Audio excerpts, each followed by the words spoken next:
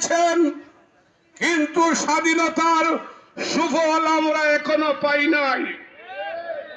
আমরা 90-এ স্বৈরাচার বিরোধী আন্দোলন করেছিলাম। ডাক্তার মিলন এবং নূর হোসেন জীবন দিয়েছিল। ওই আন্দোলনের রক্তের রেজাল্ট আমরা পাই নাই। সংগ্রামী উপস্থিতি, 2024 সালের 5 আগস্ট 2000 নারী পুরুষ ছাত্র